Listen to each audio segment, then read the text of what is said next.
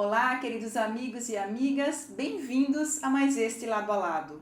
Há 5 anos, ele criou o site Grande Itu, onde divulga os atrativos da cidade em que nasceu para todo o Brasil. Minha conversa de hoje é com o jornalista Raul Machado de Carvalho, da MAC Assessoria de Imprensa. Bem-vindo, Raul. Obrigado. Prazer recebê-lo aqui no Lado a Lado. Vamos falar aí sobre o seu site Grande Itu, né? Que você nasceu em Itu, mas morou e trabalhou fora da cidade por muitos anos, né? É verdade. Inclusive em veículos de comunicação grandes, que depois a gente vai falar mais pra frente. Mas, Raul, o que eu queria saber é como que surgiu, né, há 5 anos, a ideia de montar esse site e essa rede de divulgação de Itu que você capitaneia aí. Eu tenho por norma sempre procurar sites de entidades, sites de prefeituras e a gente analisar o que tem no site que atrai a turista para a cidade. Geralmente não tem nada. Então, eu tive essa ideia de montar esse site. Graças a Deus eu tenho a condição de bancar o site, fazer tudo sozinho. E isso só me deu prazer, porque eu quis retribuir para a minha cidade o que eu aprendi na minha vida. Eu tenho 52 anos de jornalismo. 52 anos. Eu viajei para a Europa inteira. Eu nunca imaginei, né, que um jornalista viaja. Opa! Então precisa começar a aprender inglês em primeiro lugar. Que daí você tem chance. Que às vezes na redação surge uma viagem e o chefe pergunta, quem fala inglês? Aí se você levanta o dedinho, é você mesmo que vai fazer a cobertura. Então, o inglês nesse ponto é fundamental. Mas, Raul, o nome do site é Grande Itu, né? Que remete aí ao turismo dos exageros. O intuito, na época que eu criei o título, que eu achei um título forte, não foi parodiar com o turismo dos exageros. É porque Itu é grande. É grande no patrimônio, é grande na religião, é grande num monte de aspectos. História. Nas fazendas históricas. Então eu criei um site de graça para todo mundo. Eu não tenho ciúmes de nada, eu quero só colaborar. O site não tem senha, qualquer um pode entrar, grandeitu.com.br, entrar, copiar o que quiser. Eu não tenho problema aí de autoria, de nada disso. Eu quero que a cidade seja divulgada. E quanto mais gente divulgar, melhor. Então não tem esse perrengue aí de, não pode publicar, 80% das fotos do site são minhas. Então pode usar à vontade. O resto geralmente é assessoria de imprensa. E a assessoria de imprensa, que eu vejo no interior, tem um probleminha. Eles põem a foto e põem crédito, assessoria de imprensa. Assessoria de imprensa é um órgão oficial do governo. Ele distribuiu aquilo, morreu, não tem que dar crédito para ninguém, pô. Crédito para a cidade. Entende? Mas muita gente ainda incorre nisso. E há umas assessorias de imprensa que, ao invés de ser a ligação entre o jornal abrir a porta e a autoridade, né, quer formar um muro entre o jornalista e a autoridade. Eu ponho obstáculos, ponho tudo, então muitas vezes, eu tenho tanta história para contar.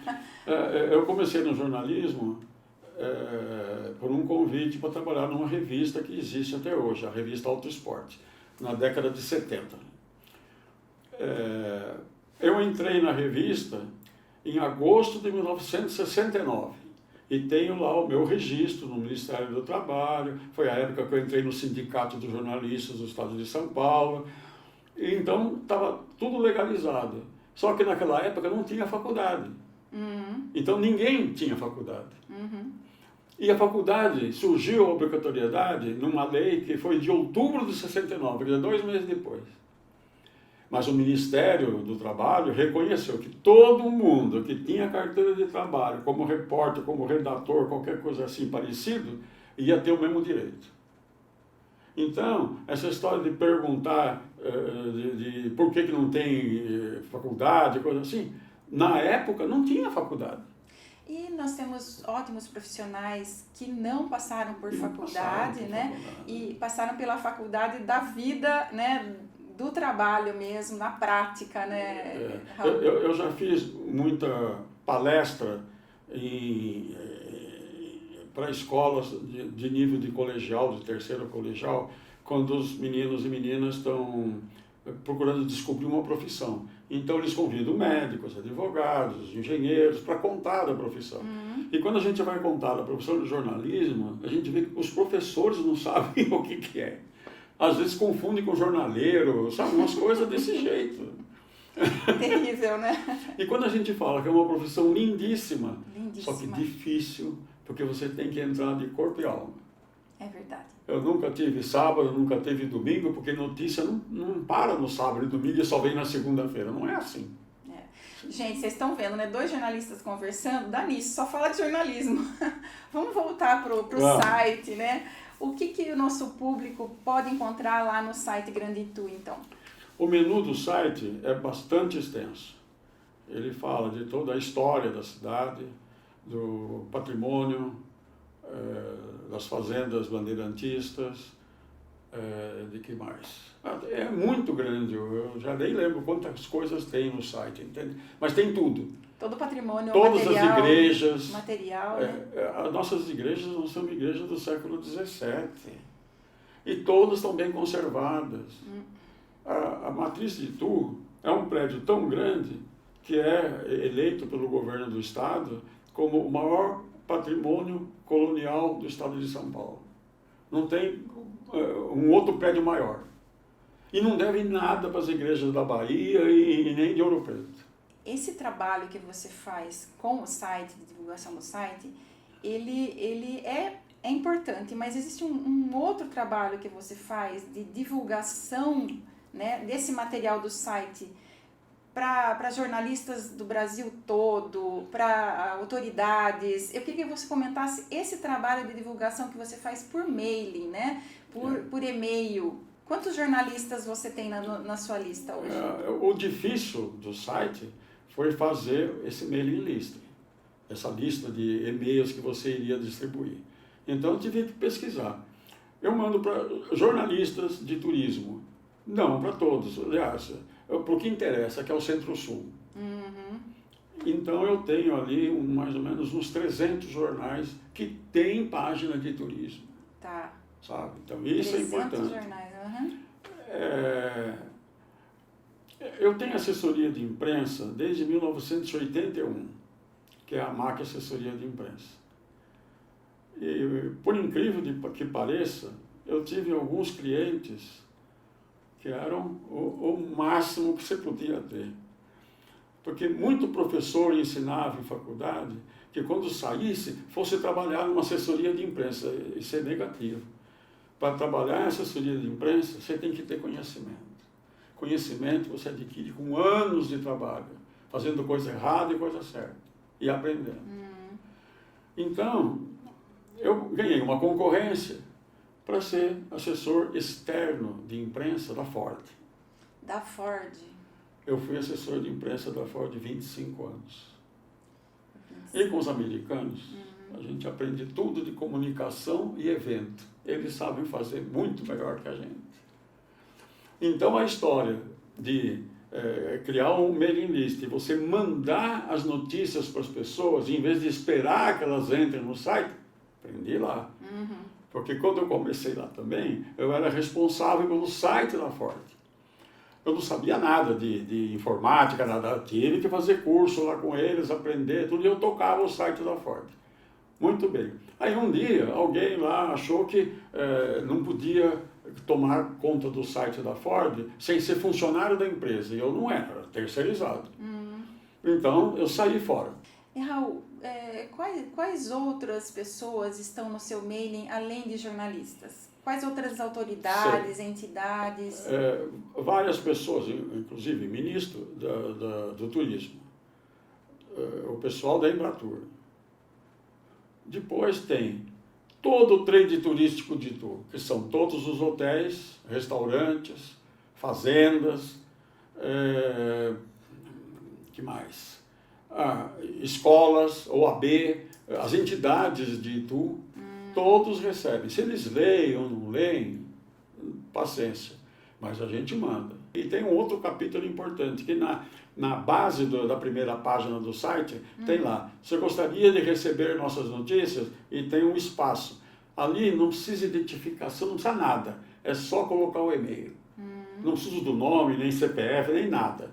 Colocou o e-mail ali, ele vai direto para a distribuição. Entende? Então, nesse campo aí, eu tenho umas 300 pessoas que se interessaram de receber. Então, eu mando para as igrejas, para os museus todos, e assim por No diante. total, você tem quantas pessoas no seu mailing list? 1.200 por aí. Isso é uma coisa viva, que tem gente que vai saindo e gente que vai entrando. Que como tem esse espaço para o cara entrar sozinho lá, tem gente que entra, entende? Que acho que viu uma vez, gostou, e gostaria de receber essas newsletters.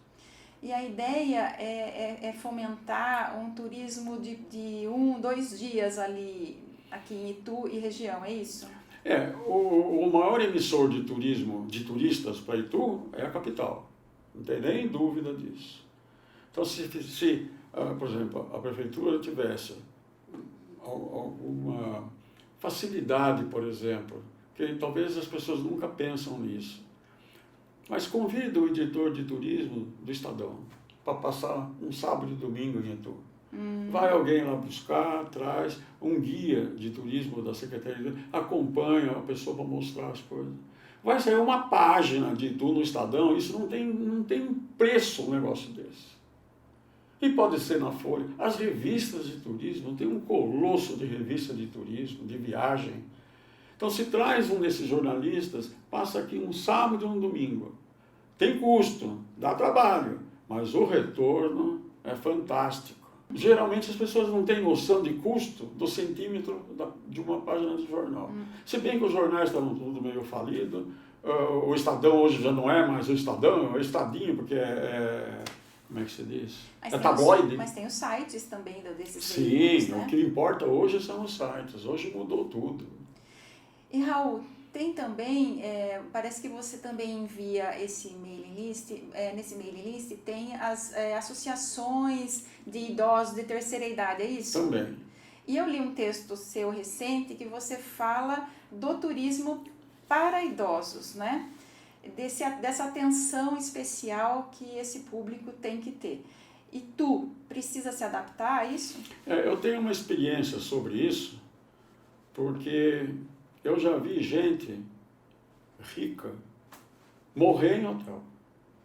Nossa. Porque ninguém imagina, porque na minha opinião, para esses hotéis resorts, esses hotéis 5 estrelas, só vai gente com mais de 50 anos. Gente que tem dinheiro. Não vai jovem de 18 anos. Pode ser isso uma coisa raríssima. Então, se tem um público que é para cima de 50 anos, você tem que ter cabeça para criar situações nas quais eles fiquem confortáveis. E, por exemplo, esse caso que eu vi de uma pessoa morrer foi uma coisa tragédia. Era uma reunião de jornalistas, a lançamento de um carro, e foi no Mediterrâneo do Rio de Janeiro. O Mediterrâneo, naquela época, hoje eu não sei como é que é, tinha lá um protocolo que ninguém tinha telefone nos quartos. Era para obrigar as pessoas a saírem dos quartos, para passear, para fazer as atividades, era muito esporte. Eu fiquei pensando então um dia, então como é que vai convidar jornalista que precisa se comunicar com redação num hotel que não tem telefone? E é um 5 estrelas. Hoje todo mundo tem celular, né? Mas eu imagino que naquela época ninguém tinha. Então é uma dificuldade enorme. Tem aquelas questões de mobilidade, né? Porque às vezes um ponto turístico fica muito longe do outro. Hoje, por exemplo, alguns hotéis já melhoraram a situação, mas tem gente que não pensa. Nós vivemos numa era da internet. Então não pode mais ter tomada embaixo do criado mudo, embaixo da cama, atrás não sei do quê, porque eles escondiam as tomadas. Mas hoje nós precisamos da tomada. Todo mundo precisa. E nos apartamentos não tem a menor preocupação de ter uma barra de segurança no banheiro. Isso é bom para todo mundo. Para todo mundo. Não é só para idoso.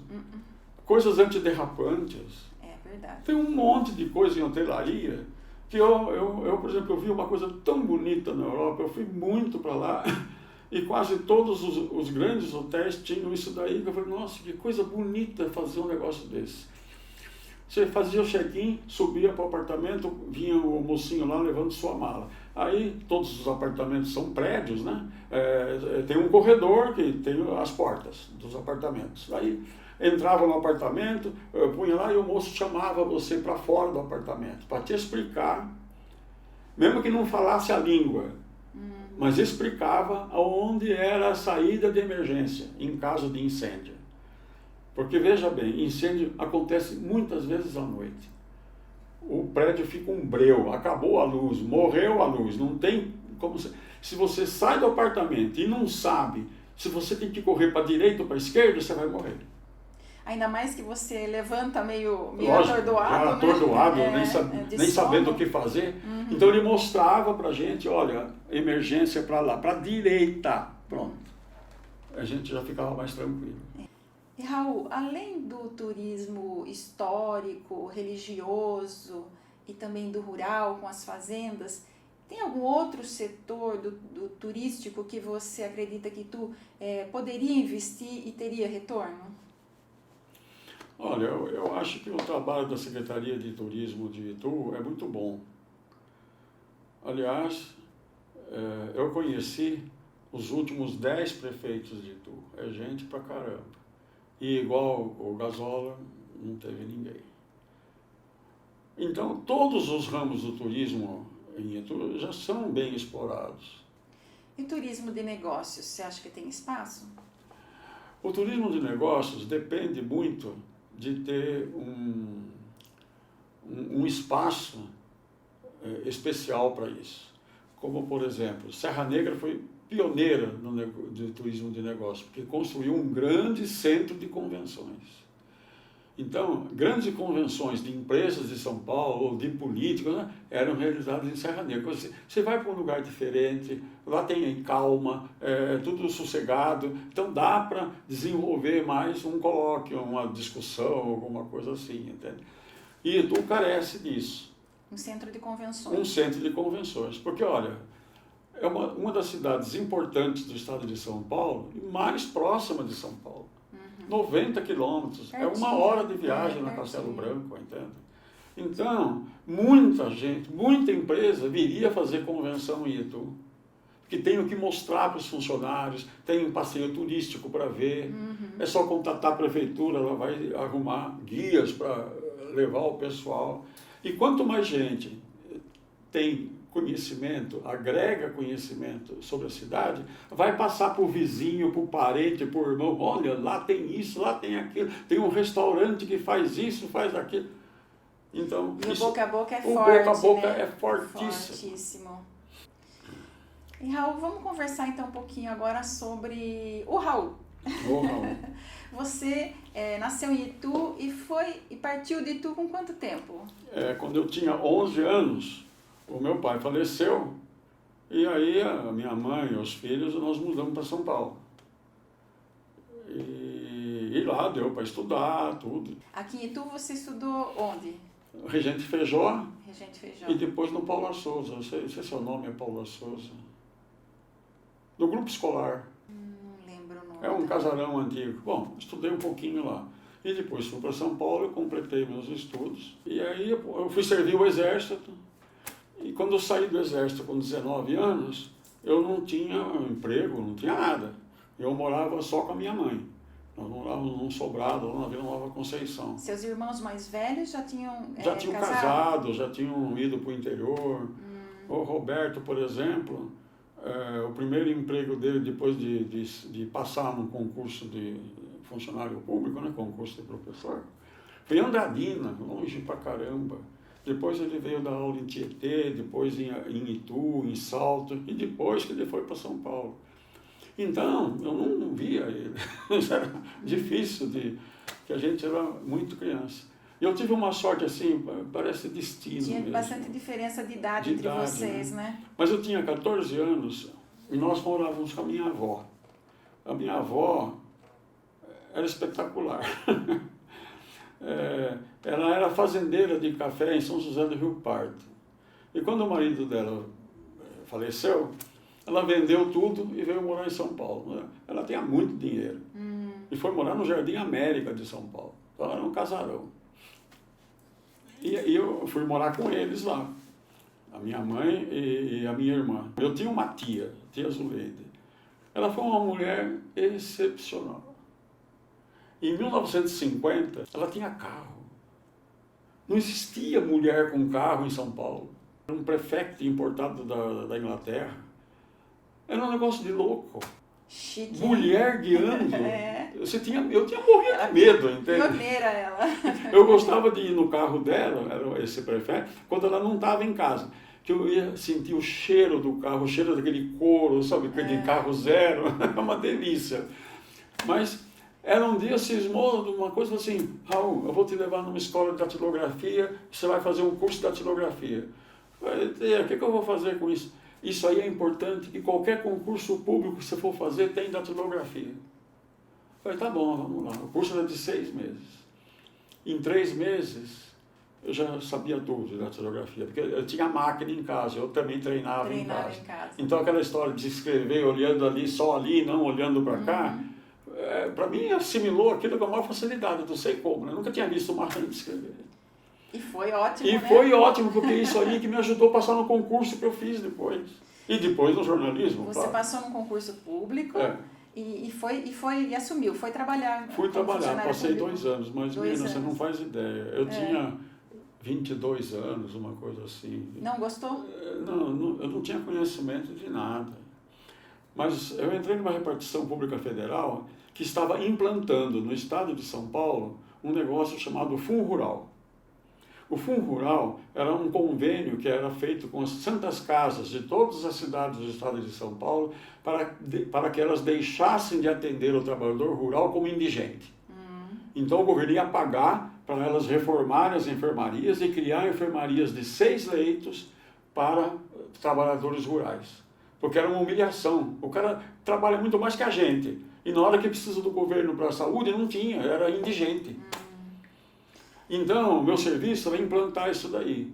Acho que como eu sabia falar um pouco melhor que os outros, porque nós somos um grupo de 5 pessoas, eu virei líder do negócio e o sistema era assim, você visitava as santas casas do interior e propunha o convênio e conforme fosse o atendimento dele, eu era autorizado a fazer o cheque. Entendi.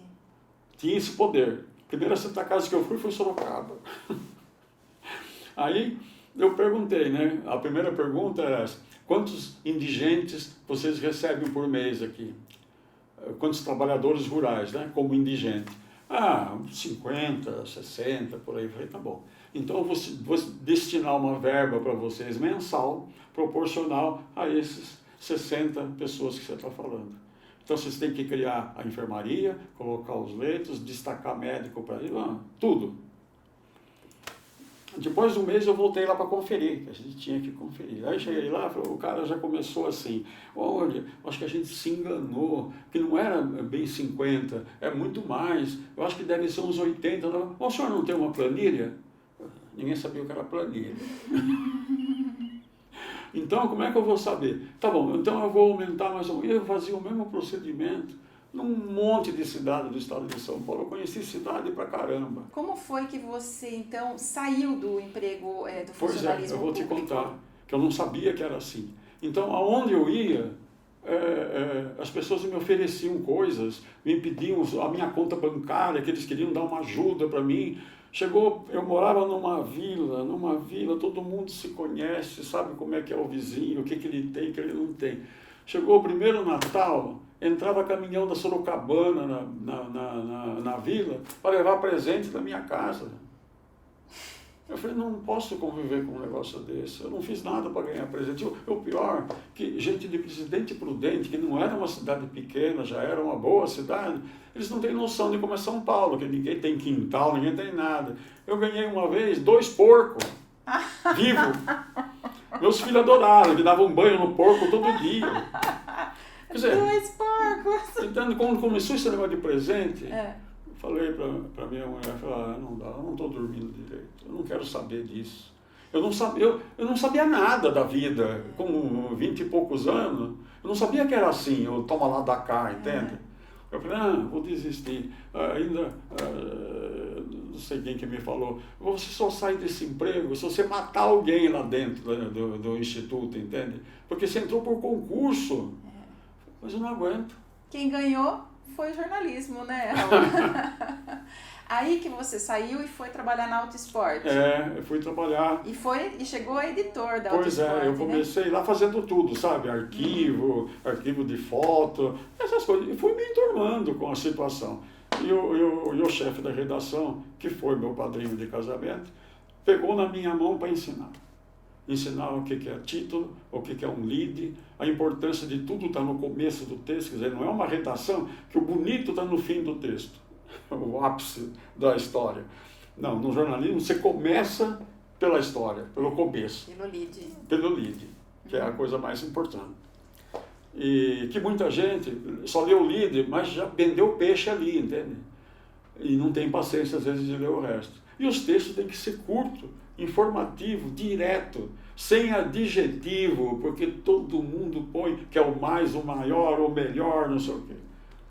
Então, tudo isso a gente foi aprendendo com o tempo, entende? Que falar de um carro não é dizer que ele é bonito, ele é o mais isso, não. Como que funciona, o que ele tem de facilidade para o usuário, qual é digamos assim, o consumo do carro e assim por diante. Quantos anos de Autosport? 10 anos. 10 anos. Não, um pouco mais, 12 anos, porque depois de uns 2, 3 anos que eu estava na revista, eu já escrevia. Eu escrevia esporte, porque nós tínhamos competição.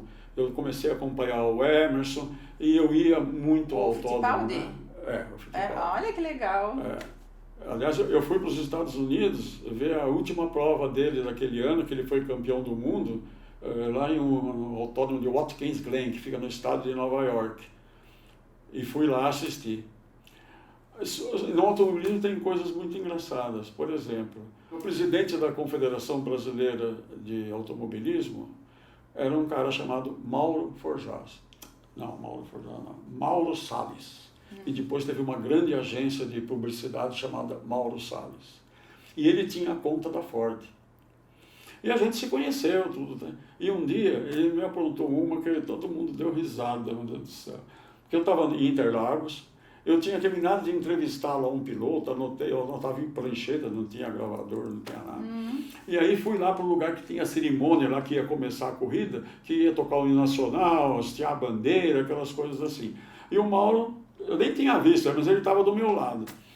Aí estava tocando o hino, eu falei, nossa, eu lembrei do negócio que o cara me disse lá e comecei a anotar o que eu lembrei de pôr na matéria. No meio do hino, da execução do hino. Aí ele vira para mim e fala assim, um repórter bom é assim, anota até o hino. Para não perder nada. Não pode perder nada.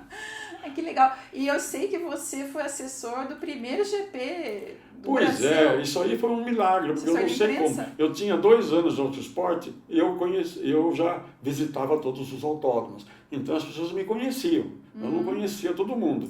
Mas eles sabiam que eu entendia de corrida. Que naquela época era raro, porque tinha pouca corrida. Mas eu comecei a aprender. E a gente tem que estudar, sabe? Como é que é corrida de automóvel. O que é mais importante? Como é que treina? Porque eu assessorei uma vez um moço carioca que corria numa categoria lá que eu não lembro qual era. Bom, em toda a corrida ele chegava depois de 10º lugar. Aí eu explicava para ele, eu não tenho como fazer matéria de você, então eu vou inverter a coisa. Eu vou fazer matéria sua de você treinando durante a semana, treinando com a expectativa de chegar entre os 3 primeiros, essa é a história. Tá bom assim? Tá, porque depois da corrida não dá para fazer. Realmente. Então, chegar depois de 10º, pelo amor de Deus. A gente tem que ter consciência dessas coisas. Então, um dia, eu estava na redação. Às vezes o assessorado não gosta, né? Eu falei, olha, é o único jeito. E saía matéria no jornal, né? Esse cara é importante. Ele tinha um baita patrocínio da Vilares, fabricante de elevadores, entende? Era um patrocínio muito bom que ele tinha. Não podia perder. E, Raul, você, quando saiu da Autosport, montou uma assessoria de imprensa, né? Junto com um amigo. E mais tarde montou a MAC, que é só sua, a MAC Assessoria de Imprensa. Eu tinha assessoria de imprensa com outro jornalista, o Arthur de Bernardes. Nós ficamos juntos durante 18 anos.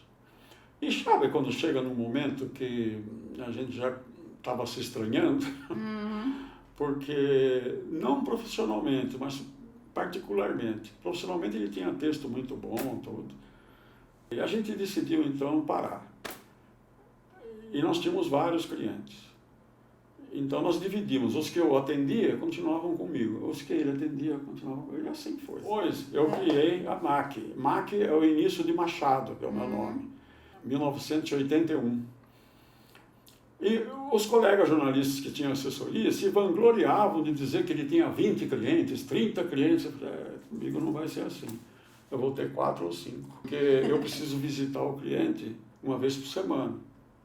Então, uma vez por semana... Bom, e aí calhou da Ford eu era assessor de imprensa externo da Ford. Que outros nomes de empresas grandes você assessorou?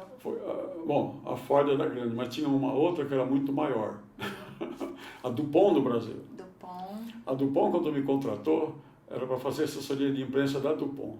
Depois de 2 meses, que eu já estava estudando a empresa, tudo, eu me reuni com a diretoria e falei assim, olha, a Dupont tem segmentos importantes. Lycra, defensivos agrícolas, explosivos, tem um monte de coisa. Não dá para fazer tudo. Vocês contratam uma assessoria para cada ramo. Se vocês me permitirem, eu vou ficar com Lycra. Foi um sucesso fantástico a divulgação da Lycra. Porque acho que meio sem querer, eu inventei uma coisa. A agência de propaganda me mandava as fotos das modelos em tamanho 18 por 24, em preto e branco, não tinha colorido na época. E eu olhava aquilo e falava assim, que texto que eu vou escrever disso aqui? Então eu não fazia texto. Eu publicava a foto e fazia uma legenda de 2, 3 linhas, contando que era um modelo assim, que a Lycra era um fio elastano, que deixava a pessoa confortável. Uma fotolegenda, como a gente chamava antigamente. Só fotolegenda, e mandava para todo mundo. Tinha um sucesso impressionante, porque o que atraía o jornalista a publicar era a foto da mulher maravilhosa que estava ali, entende? Vestida só de sutiã, de calcinha, de coisas de Lycra, maiô, calça jeans, entende? Tudo tinha Lycra. E isso foi um êxito, porque não precisava de texto. A atração era a foto. A imagem falava mais. Falava muito mais, pô. E Raul teve também a Goodyear, a Kibon, né? Nomes fortes aí. E uma outra empresa que era no Vale do Paraíba, a Explo Indústrias Químicas. Para trabalhar em assessoria de imprensa, você deve ter passado por jornal, revista, televisão, alguma coisa assim que você tenha experiência. Porque assessorar uma empresa, você tem que ter muito conhecimento geral. Eu escrevia, por exemplo, para Kibon. O que eu vou escrever sobre sorvete? Então eu tenho que estudar o que é sorvete. Ver como é que é nos Estados Unidos o sorvete, como é que é aqui. E assim você tem condição de explicar a coisa. E entender o dia a dia do repórter que está lá na redação. Quem não trabalhou em jornal, porque pode começar num jornal de bairro, num jornal pequeno, mas a vivência de redação é importantíssima. Porque você tem tempo para terminar as coisas. Para fechar a edição. Para fechar, né? Porque a área industrial está pronta para imprimir. E você tem que correr com a coisa. E não pode escrever errado, né? Principalmente, né?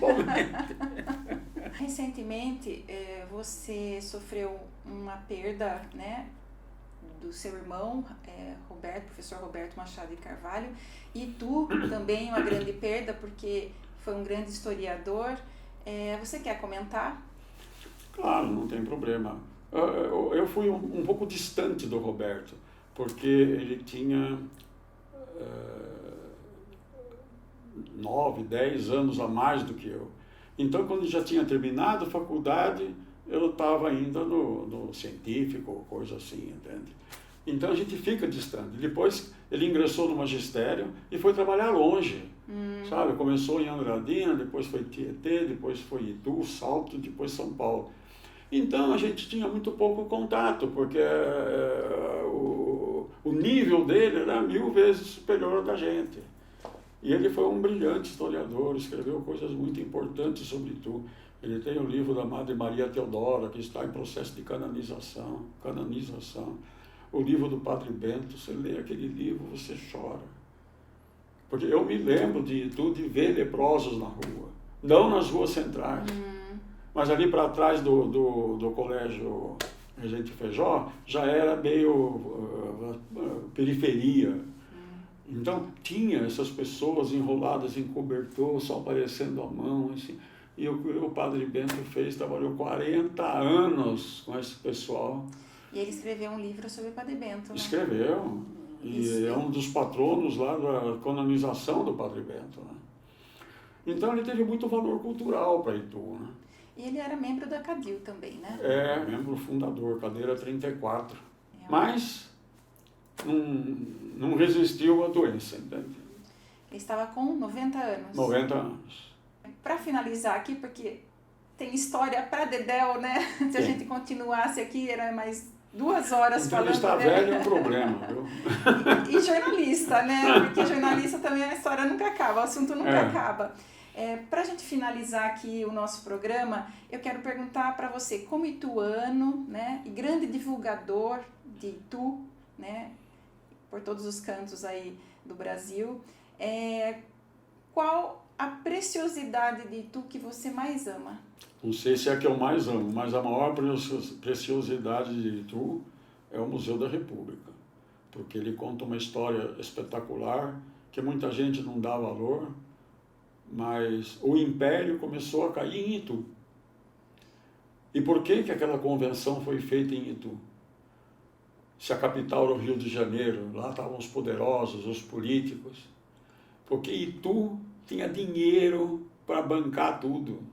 Os fazendeiros da época de café, de cana-de-açúcar e coisa assim, eram muito ricos, tanto os daqui como os de Campinas.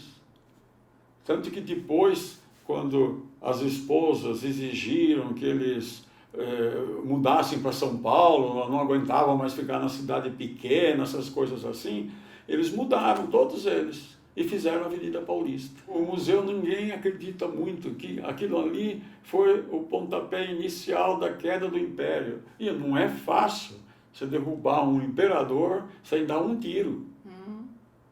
Entende? Então foi um movimento republicano que consolidou depois a criação da República. Isso é muito importante para o Brasil.